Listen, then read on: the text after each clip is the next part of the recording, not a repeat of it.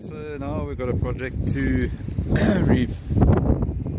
refurbish these little sets. These are obviously oak wine barrel tops that the client wants to have cleaned up and oiled and niceified, and these chairs need to be refurbished a bit, repaired, and also oiled.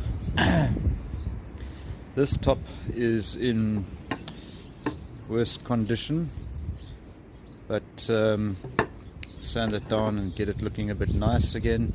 They've got new galvanized steel bases that they need to be mounted to, and what I'm going to basically do, because we don't want to lose too much of the personality of these tops, but they do have things like the white chalk marks and sort of light stains that we want to remove, but we want to keep the personality.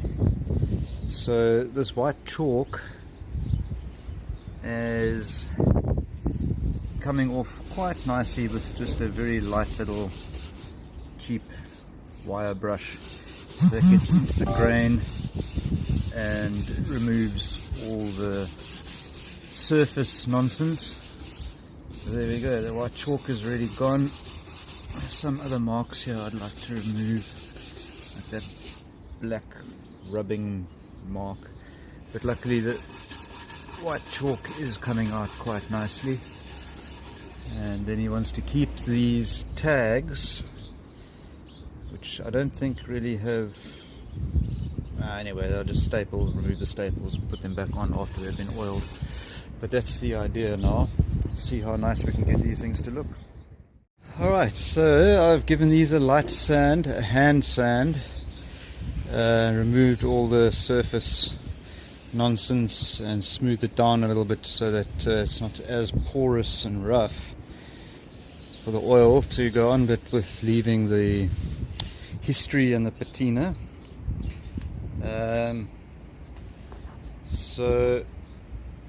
And this one, which was quite bad, decided to use a machine, random orbital, got all that greyed out old stuff off.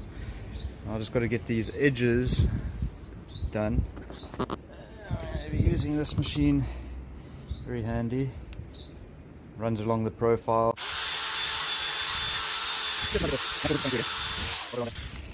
And try to match the top color, that yellowy color, to this, get the grey away and get the yellow coming through again.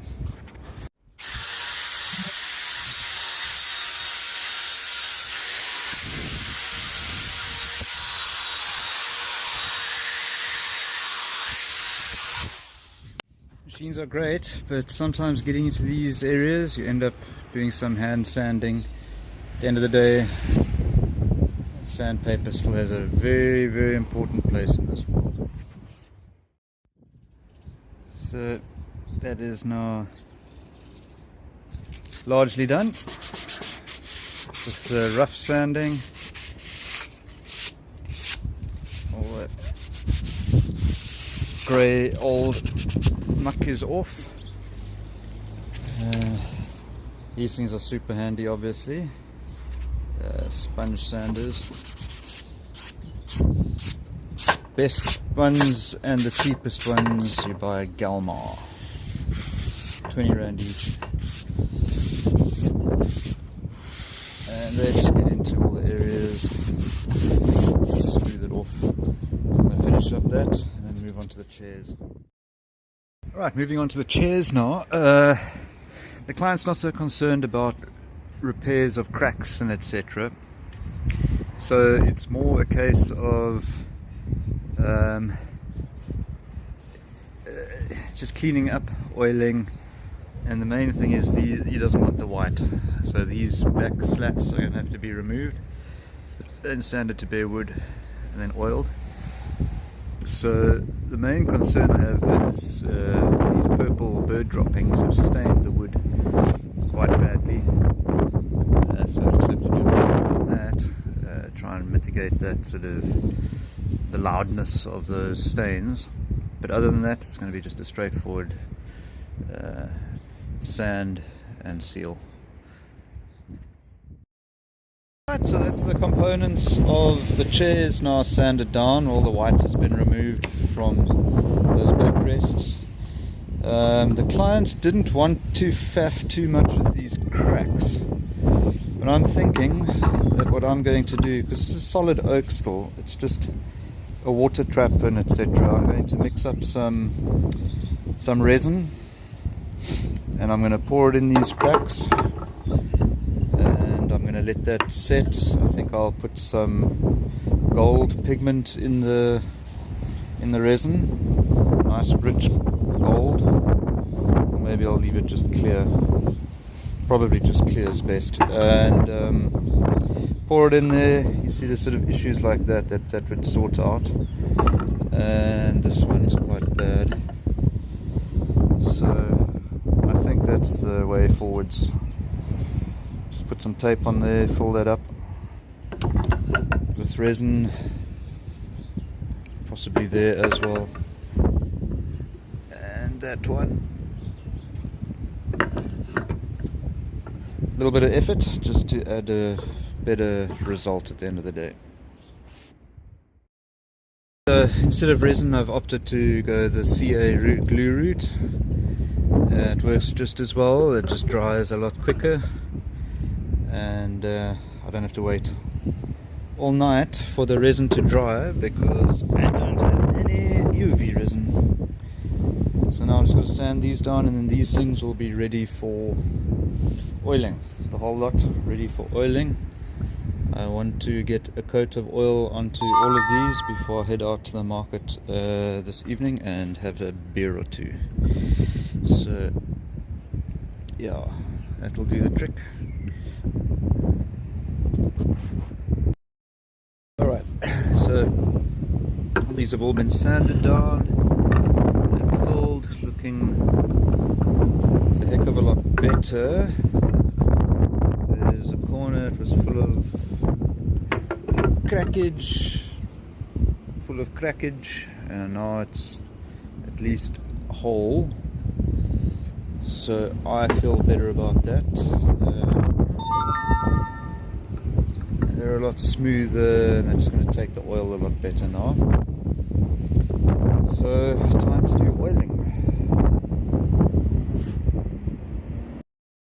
First coat applied of oil with a cloth. You can see it's gone a bit darker, very subtle, but yeah, it's going to look quite cool.